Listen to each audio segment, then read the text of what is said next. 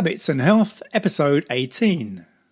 Welcome to the Habits and Health podcast, where we believe creating healthy habits should be easy. Brought to you by an educator and coach for anyone who wants to create a healthier life. Here's your host, Tony Wynyard. Welcome to another edition of Habits and Health, the podcast. We give you ideas and ways you can improve your health by employing different habits. And this week we go into the realms of character strengths. You may be familiar with something called the VIA character strengths, which talks about it's around the area of positive psychology and how if we focus more on the strengths that we have rather than focusing on weaknesses, which is what many people tend to do, is how we can achieve much more. And we've got an expert on that, a lady named Kathryn Britton, who's co-author of a book called Character Strengths Matter. And she's an expert in this area, so we're going to find out a lot more about character strengths as we talk to Kathryn in this episode. If you do enjoy it, please do share it with anyone who you feel would get some real value from some of the great stuff that Kathryn talks about in this episode, and hope you enjoy it. Habits and Health, and my guest today is Kathryn Britton. How are you, Kathryn? I'm doing very well. Thank you for inviting me. And well, I'm delighted that you're here because as we were just talking before we started recording, I've read your book numerous times. I mean, you're a co-author of the book Character Strengths Matter, and it's a fabulous book. Well, I'm so glad you find it that way. We had a lot of fun pulling it together. And well, let's go straight into the book then. So what was your thinking about creating the book in the first place? Well, to begin with, my co-author Shannon Polly and I had both been students at the Masters of Applied Positive Psychology at the University of Pennsylvania, and we both studied with both Martin Seligman and Christopher Peterson. Christopher Peterson was a fantastically funny but very humble person and very, very concerned about other people. And so I guess he suddenly died in 2012. Shannon and I were looking for some way that we could carry forward his work. He and Martin Seligman had worked together to come up with the list of 24 character strengths that they call the VIA character strengths. We thought, well, we had this publication, Positive Psychology News, that had been running since 2007, and we had a whole series of articles where people would write about character strengths. So we thought, well, what if we looked there and saw if we could find an article about each one of the different 24 character strengths? Well, we probably had about 18 or 19 of them already written up because people were interested in them and had written articles on them. So the first thing that we did was to actually commission people to write up articles for the remaining ones. And we had a little competition in a couple of cases where more than one person wanted to write about a particular character strength. I will tell you that the two that were the least attractive were humility and prudence. So I wrote about both of those and found it really quite enlightening to do so. And maybe we'll get to that in a minute. So here we are. We've got 24 articles. We actually had more in a few of the character strengths. Short articles, maybe 1,000, 1,500 words. So not long topic discussions, but they all involve some kind of story or some kind of application of the character strength in real life. So once we had pulled together the 24, then we started thinking, well, what would we need to make this into a book?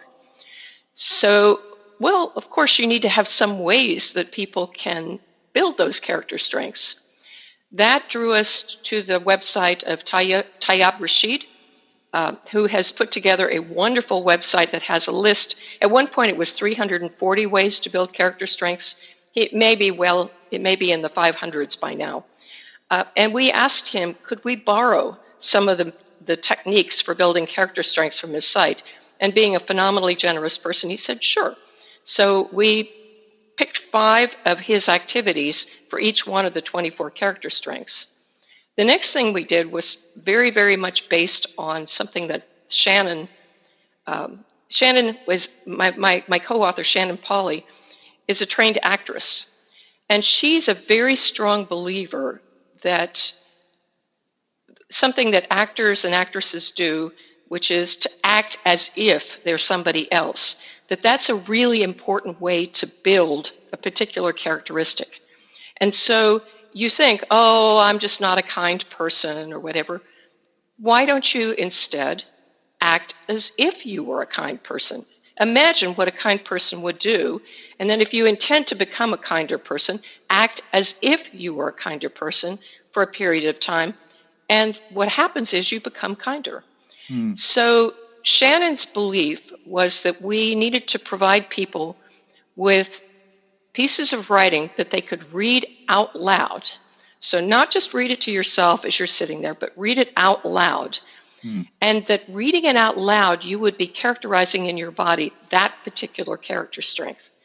And so we then did a search through plays, through poetry, through speeches, to come up with short pieces. Had to be short because we knew that people were not going to read long passages out loud. And we came up with a passage for each one of the 24 character strengths. Final step was to get our illustrator, Kevin Gillespie, who hand drew all of the pictures that are in the book. And once we had pictures for each of the character strengths, we had a few articles at the end that were about applications of character strengths, but we put it all together and made it into this book. So it's a book that it's a labor of love by 30 plus people. And it was, when I say a labor of love, we did it in honor of Christopher Peterson, who died in 2012. So all of the proceeds from the book are donated to the Christopher Peterson Scholarship Fund at the University of Pennsylvania. So it's our way of having an ongoing, of honoring him in an ongoing way. And how long did the whole process take? Oh, I think, probably took 2 or 3 years.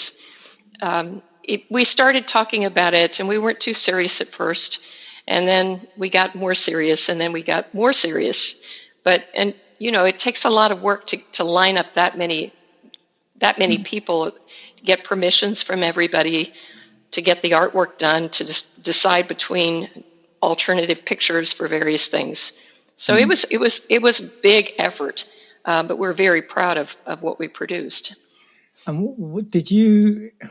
I'm wondering, did you learn anything in particular from the end of the process? Was there anything that surprised you in doing it, or?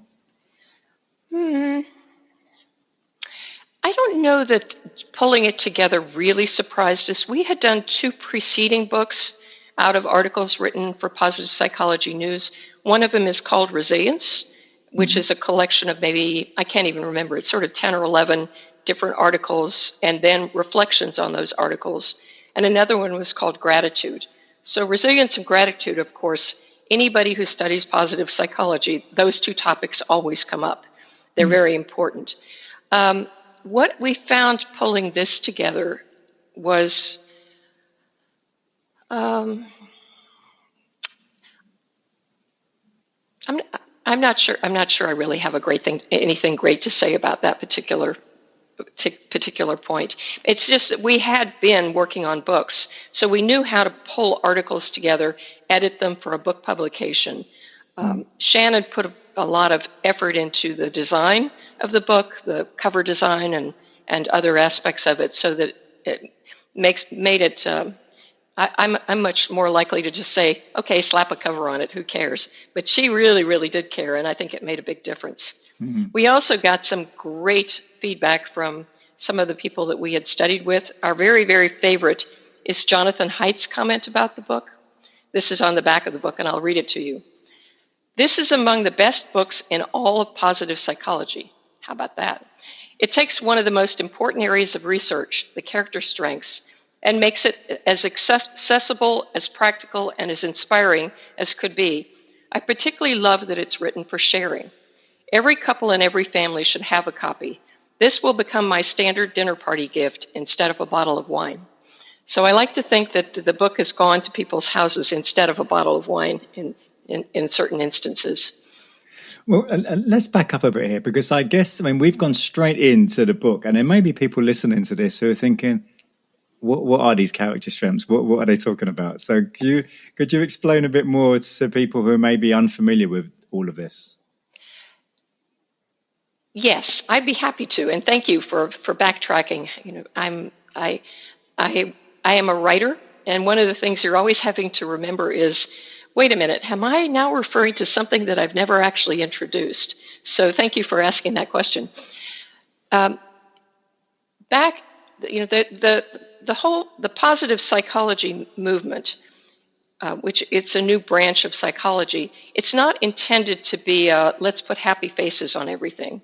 Instead, it's intended to be a shift of focus from always studying what's wrong, what's broken, what leads to suffering, to instead turn the attention on, well, what's right, what could be better, what could we build on? When people are happy, what can we learn from them that we could use in our own pursuits of happiness or our own pursuits of the good life?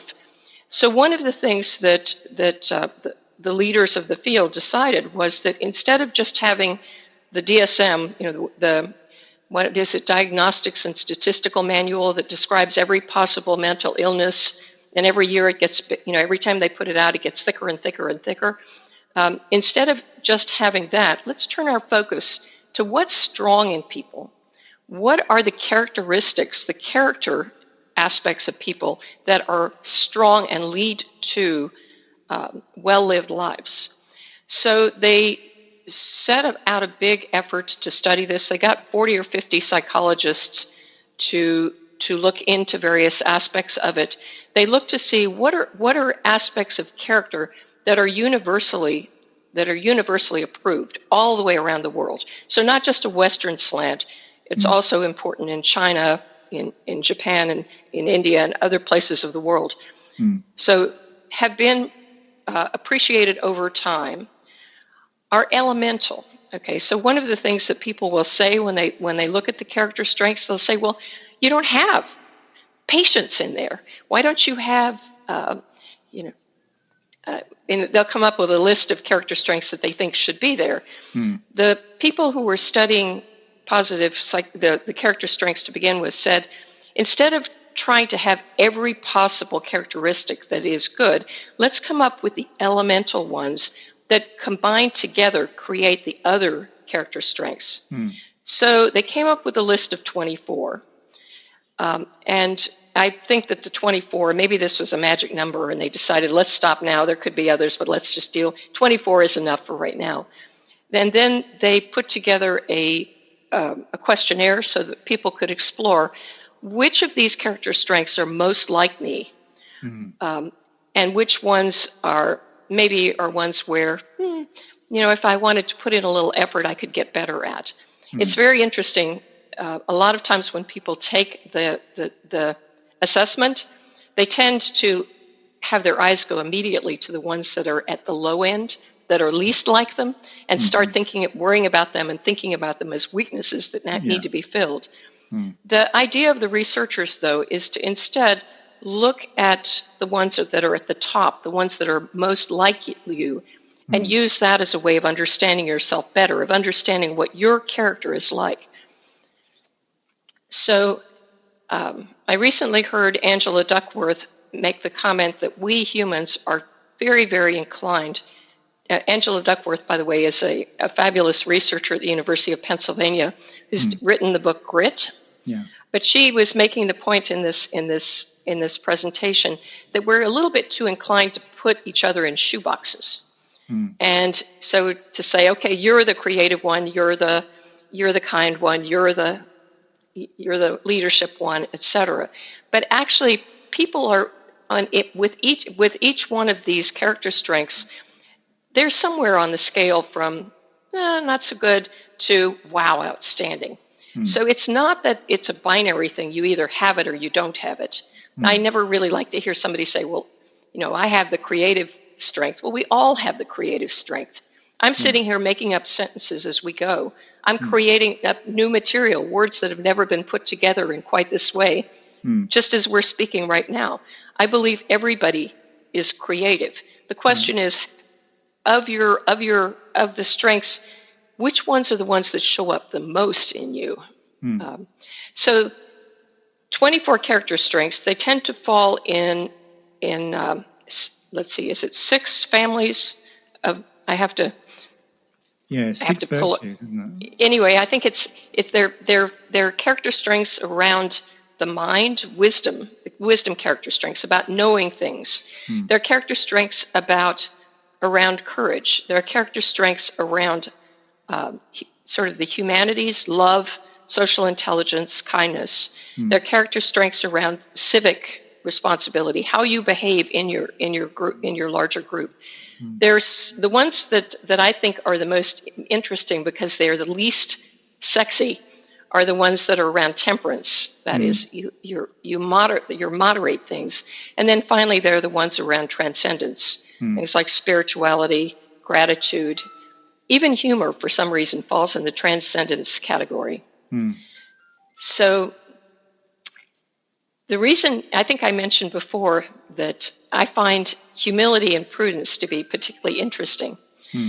The reason is that these are ones that if somebody is told, okay, your top character strength is humility, they tend to be disappointed. They tend to feel like, boy, what a dull person I am. But if you look at humility and how it shows up as a character strength, you realize that these are the people that have humility, that truly have humility, are the kinds of people that every group wants to have around. That every organization runs better because they're there, because they tend to not just focus on themselves. They tend to focus on what's going on in the rest of the environment and to have this sort of wide-ranging view of themselves sort of off the center of the stage, but making sure that the whole picture works well. So it gave me a new perspective when I started trying to write my article on humility. It gave me a new perspective and a new appreciation for it. Related to prudence, similarly, people I think they put prudence and prude in the same place in their minds, and so they think, oh, I don't want to be prudent. That sounds really, really dull. Well, I happen to be married to somebody who has prudence very high, and I tell you, I really, really appreciate the fact that he thinks ahead, he plans ahead, he anticipates things that might go wrong, he thinks about the consequences of his actions. These are all characteristics of prudence that make it a character strength, and they're all really, really important for humans to have. So when I wrote my article on prudence, one of the things I remembered was back in the earlier gas crisis, I was working for the Navy, the United States Navy at the time, and there was an article in a newsletter that said, you want to reduce your gas consumption, so take your spare tire out of your car because you almost never need it, and you're spending gas dragging it around all the time. And I remember reading that and thinking, really? So prudence would say, well, maybe you don't always need it, but when you need it, you do need it, and you don't need it to be in your garage, so you better have taken it with you. Yeah. So I'll take a breath and give you a chance to ask another question. Well, I mean, one of the things I was thinking of as you were explaining that is, I mean, for anyone listening, you can go to I forget what's the site is. You just put in VIA character strengths. Is that the? I always send people to VIAME. That's VIAME.org. Right. Okay. And that'll take you right to the. Yeah, and you can take the test to find out which are your signature strengths, and it gives you a readout of all of the 24 strengths. But one of the things I was thinking, I remember the first time I took the test was probably about 4 or 5 years ago, and I didn't read enough around the whole area before I took the test. And recently I've been reading a lot more around character strengths. I mean, I've been reading your book, I've been reading a book by Ryan Neimark and some other books as well. And so I have a much better understanding of it now than I did then. And I think I before was probably thinking along the lines of what you mentioned before, that I was maybe focusing on some of the weaker I was perceiving some of those as weaker. But also in the actual answering the questions, it seems that you could look at the questions in different ways, and that sometimes I wasn't sure how to answer a question. I was thinking, well, in this context, I'm this way, but in another context, I'm a different way. So how do I answer the question? Well, I think that's, trying to come up with an instrument that measures something that's as ineffable as character strengths seems to me to be, black magic. So I do know that it's something that they've been working on and refining over the years. And that now you can take the VIA character strengths as, you can take it for free, or if you want to have slightly more information in your report, you can pay a little bit of money. So, and they've had millions, I don't even know how many millions of people have taken it now. I believe it's 5 million or something now. Probably something like that. So there's a lot of people have taken it. And there's been a lot of research looking at things like well-being at work. And, there's a lot of research that you can find on the VIA site. I tell you, I would just say that when you take it, answer quickly, and don't spend a lot of time trying to analyze it. And also figure when you get to the end of it, this is just one snapshot of you. You can take it again, and you might have a slightly different combination of strengths. What you have all those strengths in you, right? And they all probably, some of them you express all the time. Some of them you only express under periods of need. And so there'll be a different mix depending on what's going on in your life. Don't worry too much about that, but look at it as a way of maybe getting a little bit of insight into yourself, remembering that you're the expert on you. I mean, they have a set of questions that they've got people around the world answering. They don't know exactly how they show up in your life. This does lead me, though, to one point that I actually put it on a piece of paper so I wouldn't forget to make. When I was working at IBM, I did a couple of webinars / discussion, workshops on strengths. We looked at character strengths, and we looked at another kind of strengths, the Strengths Finder approach, which is more, people sometimes say more work-related. And what I found, what really struck me in the discussion that came after this was that some people see their own strengths, the areas where they are strong, as table stakes for being a good human being. In other words, if you happen to be a very, very prudent person, then you're working with somebody who's maybe more full of zest, or maybe creative and goes off and tries things without necessarily thinking them all the way through, you tend to see that person as being deficient. That is, that person isn't really the way a person ought to be. So one of the things that I like most about focusing on character strengths is that it makes us realize, okay, this area, being prudent, that is a strength that I have. It's not that everybody comes with prudence in their package and everybody ought to be as prudent as I am. I need to look at that as something that sets me off, that gives me some of my specialness, and allow the fact that other people are going to be special in different ways. So I think that one of the things that came out of the discussion was this greater tolerance for different levels of the strengths in different people, and a greater awareness that, well, I may be strong in prudence, but you may be strong in leadership, or you may be strong in social intelligence or something else. And so this realization that we don't all come packaged the same way. Some things just come easier to some of us than others, and that's what the beauty of it. When you think about it, there's nearly 7 billion people, or maybe more than 7 billion people now, and you got 24 character strengths. So you could look at it and you could say, well, how could you use 24 character strengths to differentiate 7 billion people? It turns out that 24 factorial, which is 24 times 23 times 22 all the way down, which is how many different combinations of character strengths there could be, is really a very, very large number. So the other thing is that character strengths tend to show up in compounds. So, and there's not been a lot of direct study of these compounds, but take what if you don't mind sharing, what are your top 3 character strengths?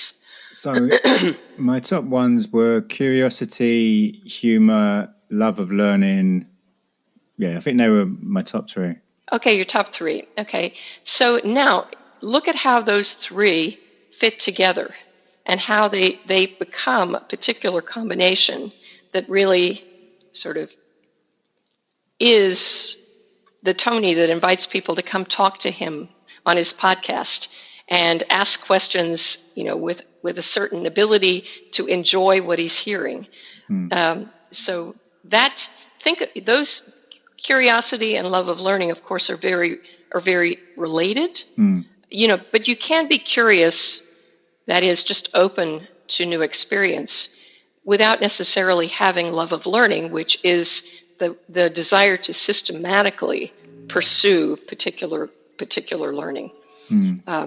So you think about what puts those 2 probably augment each other, and humor just probably gives you a little buffer as you're learning all these things, that you don't take yourself too seriously. Is that a fair statement? Yeah, I think that probably would be, yeah. We hope you're enjoying this episode of the Habits and Health podcast, where we believe that creating healthy habits should be easy. If you know a friend or a loved one who might be interested in learning simple habits to improve their health, then please share this podcast with them. We also invite you to subscribe and to leave us a review on your favorite podcast app. Now, back to the show.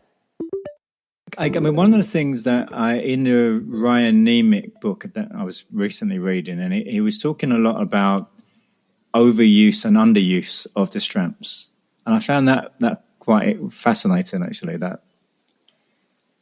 Well, I'm a great fan of the golden mean. Okay, so the golden mean is not too much, not too little, somewhere in between. And so I think that Aristotle described the golden mean relative to courage. There's rashness, where you do things, that are inherently dangerous that other people wouldn't do. And then there's cowardice, which is you avoid taking any risks.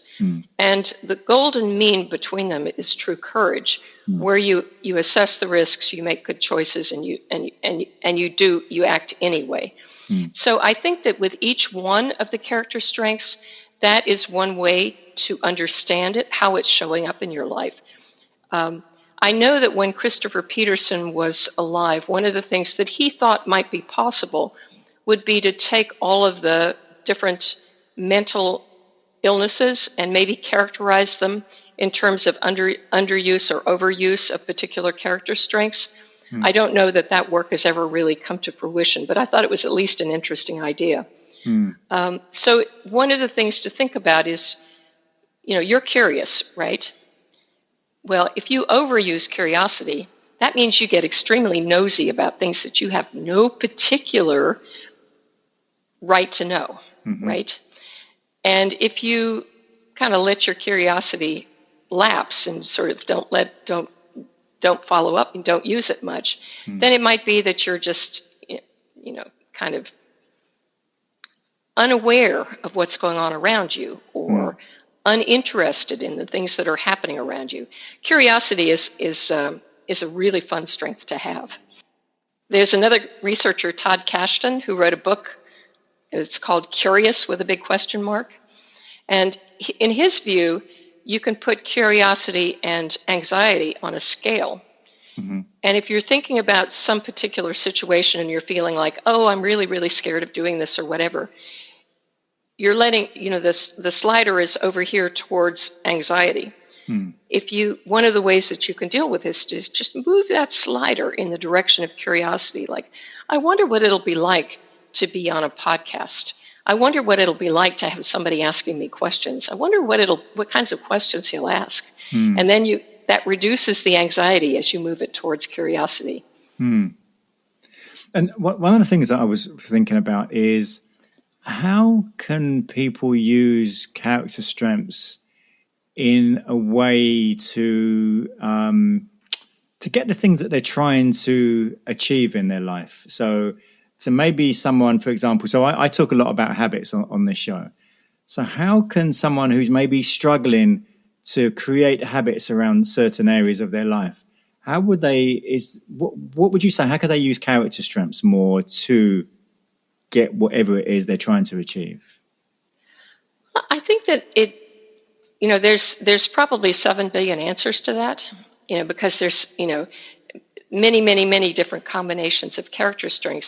But I think in general, what people could do is to look at their top character strengths and to say, okay, in your case, there's curiosity, there's love of learning. So those are two that you can easily see.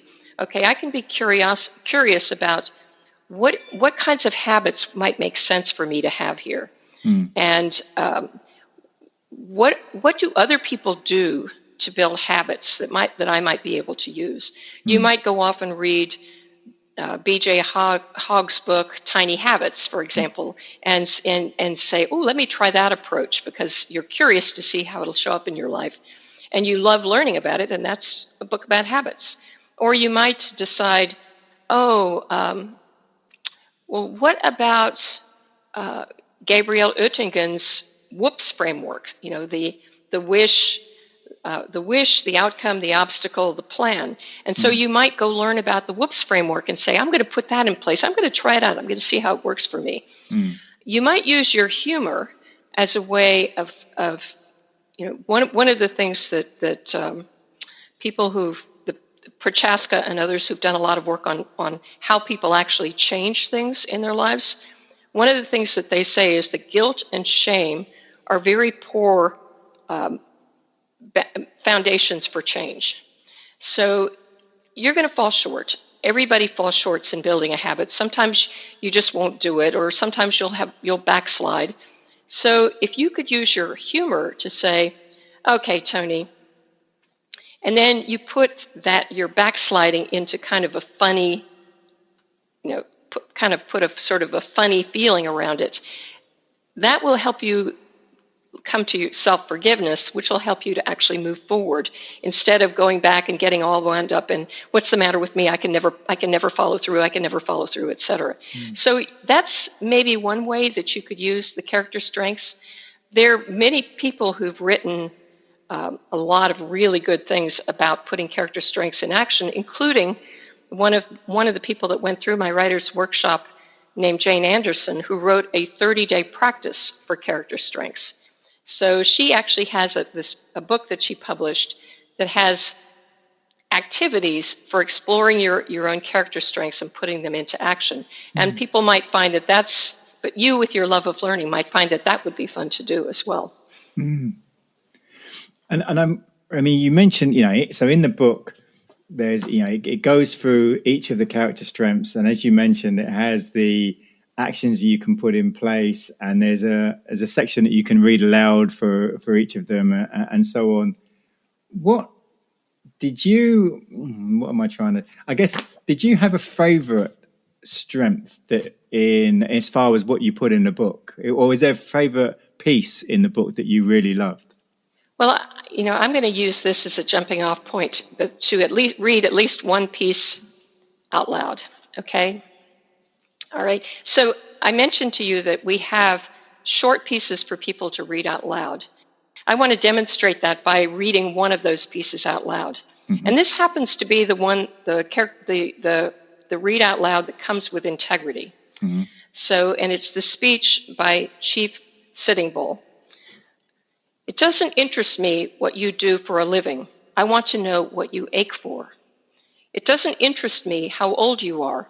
I want to know if you will risk looking like a fool for love. It doesn't interest me how much money you make. I want to know if you have touched the center of your soul. It doesn't interest me if the story you're telling me is true. I want to know if you can disappoint another to be true to yourself. I want to know if you can be faithful and therefore trustworthy. I want to know if you can see beauty, even if it's not pretty every day. I want to know if you can live with failure, yours and mine.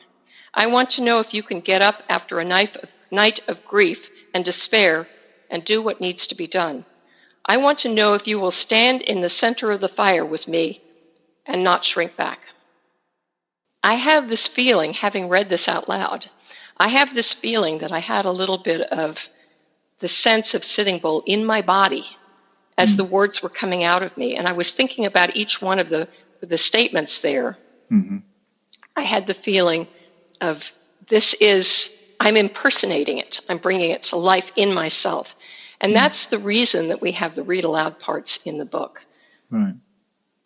And how did you go about finding all of those? Did you have to sort through like sort of hundreds to get to that 24 list? Well, Google is your friend. But part of it was looking for things that we could both agree on. There's always great to have somebody that you're working with so that you can say, oh, that works for me, and well, that doesn't work for me. So that really helps in terms of narrowing down on them. We also were looking for things where we didn't have big copyright problems. You know, my co-author is, from the theater, and so a lot of the things that she knew were, we'd never get permission to print it. So we were looking for things that were out of copyright. So it was an exploration. Fortunately, I have love of learning pretty high in my character strengths as well, so I had a lot of fun doing it.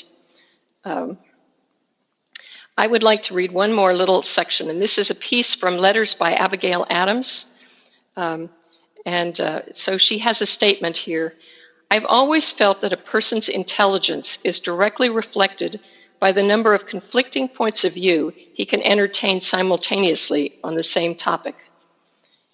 You can probably figure out that that's associated with love of learning. Mm-hmm. And you probably understand that being able to see multiple conflicting sides of the same question is something that it takes a lot of learning and practice to do. That reminds me, I'm trying to think who it was. There was a quotation that says something very similar to that. I think it was G.K. Chesterton who says something very similar to that. It's fascinating, yeah. As I said, I really enjoyed the book, and I'm enjoying the whole trying to dig deeper and deeper into understanding the area of character strengths more. It's been a really interesting journey in reading your book and Ryan's book and other books around the topic as well. So you mentioned about other books that you've written. Are you working on anything at the moment? Oh, I am. I've been doing a lot of writing coaching, and I run writers' workshops. Mm-hmm. I think I'm going to be running about 9 of them this summer, each with about 3 or 4 people in them. And one of the things I've encountered, I've been doing this since 2013, so I'm getting close to 8 years experience. I've had about 2,600 pieces of writing go through writers' workshops. So I've seen a lot of writing in progress. And I've observed that people get in their own way a lot. There are many people who want to write, but they're afraid of it. They feel like, oh, who cares what I have to say? Or I can't write I don't know how to write. I think about people saying, I don't know how to write, being about as silly as saying, I don't know how to speak, right? You write grocery lists, you write emails, you write texts, you write things all the time. The question then becomes, how do you write for a larger audience? So I'm now working on a book with, so far I'm up to, I think, about 35 different experiments that people can try in order to get better at writing. And the book, my tentative title right now is Sit, Write, Share. With sit being, okay, here are the ways that you manage your mind, your feelings or whatever about writing, almost like a meditation practice. Write breaks down into imagine, draft, and edit. I found that of the writers that I'm working with, they seem to be amazed how much of the truly creative part of writing happens during the revising and editing. And then the final section is about share. So I've written at least first or sometimes second drafts of all of the sit experiments and all of the write experiments, and I'm starting to work on the share experiments. Writing is a social effort, right? It's you trying to communicate to me or to a large number of people. And yet we tend to do it in a very solitary ways, like we're in our little closets or whatever. So these are ways that you can actually get other people involved to help you get your words out there. So I'm having a lot of fun with this. I'm not taking myself too seriously. I'm realizing that there are people like Anne Lamott and Elizabeth Gilbert and a lot of others who've written wonderful books about writing.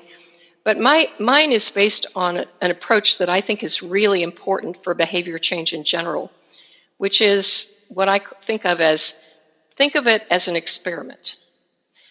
So when I coach people, we tend to always end a session coming up with actions. What are you going to do between now and the next time we get together? And they'll make some kind of commitment to themselves of what they're going to do. When we get back together, I'll say, well, how did it go? And sometimes they'll say, oh, great, I did this, whatever, I accomplished it. And sometimes they'll say, oh, I just never got around to doing it. And I just found I didn't want to do it, or something else came up that was, whatever. My point of view is not, oh, it's my job to make you feel guilty. I am your guilty conscience. I don't believe in that. But instead, I view it as, okay, that was an experiment we were trying, and it didn't work. Mm-hmm. So if we look at it, let's figure out why didn't it work, and what else might work better. Mm-hmm. And so all of the activities in my book are experiments to try things that might make things easier for you, might make your voice come out a little bit more easily, or might not, because we're all different, and different things are helpful for different people. So I'm working on it, and I'm up to the point of now starting to have to think about, should I write a book proposal and publish it through, a publishing company, or should I use some of the avenues to self-publishing that I know about? So I'm not quite sure what I'm going to do with it, but I'm having a lot of fun with it. You made me think about, on the topic of writing, I'd imagine if someone goes through the process of thinking about a possible book they might be able to write, and just doing that and putting it on paper, and even if they didn't publish it, but just going through that process of that whole creative process and putting something down on paper could be really beneficial in so many ways for someone. Well, this is actually something that I spoke about in the beginning of the pandemic, when we were all starting to shutter down and not go any place, and that actually what I wanted to encourage people to do was to capture some of their pandemic experiences in writing, or they could record them on their phones or whatever, because your memory of what actually you experienced in this time is going to be different than your actual experience. Mm. And so if you capture your experience now, it will surprise you in the future when you look back and you think, well, what was going on during the pandemic? And then you'll see that, and I think of this, it makes me, my great-grandmother had 12 children. She had 12 children that grew up. She had probably had a miscarriage or lost an infant or two along the way, but she had a lot of children. Mm. And I look back and think, here's this woman who moved from Missouri, which is in the middle of the United States, to Idaho, which is out in the mountain west, probably in her 40s, and rebuilt a life out there. Decided she was tired of having her husband get drunk all the time and kicked him out, and divorced him. Back in the 1920s, she divorced him, which was unusual. He was run into by an automobile one night when he was out wandering around, probably a little inebriated. She took him back in, nursed him back to health, and then when he was healthy again, she kicked him out. Now, I think to myself, I'll bet you if you asked her, to tell the story of what was going on, she would say, oh, this is just normal life. I'm doing all the normal things. But I feel at this point, a number of years later, I feel like, wouldn't it be interesting to know what was going through her mind as she was living this particular life, and how she made these decisions, and how she took a man with whom she'd had 12 children and then decided that was enough and kicked him out and then lived without him? Is that not interesting? So many of us see our lives as being mundane or whatever. I think at the very least we could capture some of our stories for our children or other people in the future to look back and say, this is what it was like when people were going through the pandemic in 2020 and 2021. Yeah, absolutely. Well, do you have any, come back to the subject of habits. So do you have any habits that have you've been particularly helpful to you in achieving the goals that you set for your life, or just your daily living, or whatever the case might be? I find that actually a kind of difficult question to answer. And I think the reason is that if something is truly a habit, it's something you don't spend a lot of time thinking about. I can tell you that I very much appreciate habits. I mean, I very much appreciate, it's a little bit like touch typing, right? I learned how to type when I was in the 11th grade, which was a long time ago. And I can write just with my fingers on the keyboard without thinking at all about what they're doing. So it's almost, and I think of this as being the way for people to think about habits in their life is you have a certain amount of energy to spend on your life. And if you have to think about everything that you do, you're using up energy in terms of planning and making something happen that might be available for something else. So I guess what I would say, I have a lot of habits that have to do with, I'm a type 1 diabetic and have been for 42 years. So I have a lot of habits that have to do with managing what I eat, managing when I exercise, managing balancing my blood sugars so that I don't, lose my ability to think clearly. But I don't really necessarily think of them about them. And so it's kind of hard for me to turn the spotlight on them at a time like this. Okay. And if people want to find out more about you and your books and the work you do and so on, where are the best places to go? Well, I have a LinkedIn profile, so Kathryn H Britton. I think it's Kathryn H Britton.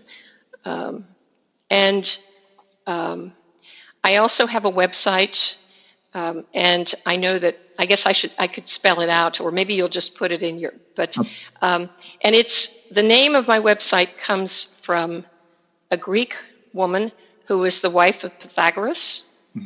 She was the mathematician who was responsible for the golden rectangle, and she ran Pythagoras' school after he died, which leads most women to look at that and say, I'll bet she was running it before he died as well. So her name was Theano, Theano. So my website is theano-coaching.com. But that's where that particular name came from, in case you were wondering. Well, that's a fascinating story in itself. But okay, yeah. And apart from LinkedIn, is there any other social media you're particularly active on? Is it mostly LinkedIn?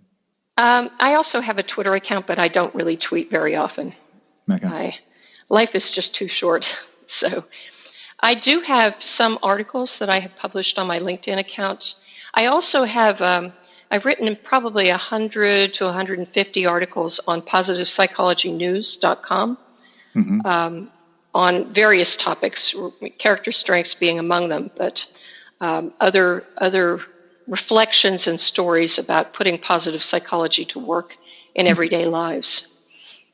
Okay. So, and before we finish, Kathryn, is there a quotation that you particularly like that resonates with you for whatever reason? Well, the one that's resonating with me right now, and it's the one that I'm planning to put in the front of my book, is from Franklin Delano Roosevelt in a speech that he gave in 1932. So it goes, "It is common sense to take a method and try it. If it fails, admit it frankly and try another. But above all, try something." So that, to me, goes right with my think of it as an experiment approach to life, which is, it may not work. We're all different. What works for me may not work for you at all. But if you try something and then look at it with interest and say, well, what happened in that particular case? Then you can at least expand your sense of who you are and what actually works for you. Well, Kathryn, it's been an absolute pleasure. So thank you for giving me the last 48 minutes of your time. And I really appreciate it. Thank you. It's been my pleasure too. Next week is episode 19 with Baz Lebesque. He's an executive mindset coach, and he helps create sustainable balance in a demanding career and business. He used to be working in trading. He was trading millions and in the financial markets and stuff. And he became very unfulfilled with the life he was living. He was earning a lot of money, but it didn't have much meaning to it. And he changed things around. He changed a number of habits. He was quite a heavy drinker, smoking a lot, drinking a lot of coffee. He's reduced completely cut out the cigarettes and the alcohol. Coffee he's still working on. So that's next week with Baz Lebesque, episode 19. If you enjoyed this week's episode with Kathryn Britton, do share it with anyone who you feel will get some real benefit from some of the wisdom that Kathryn talked about, especially anyone who maybe could really use character strengths in a way that would really help them in whatever it is that they do or maybe that they're trying to do. I hope you enjoyed this week's show and see you next week. Thanks for tuning in to the Habits and Health Podcast, where we believe creating healthy habits should be easy. If you enjoyed this episode, please subscribe and leave us a review on your favorite podcast app. Sign up for email updates and learn about coaching and workshop opportunities at tonywinyard.com. See you next time on the Habits and Health Podcast.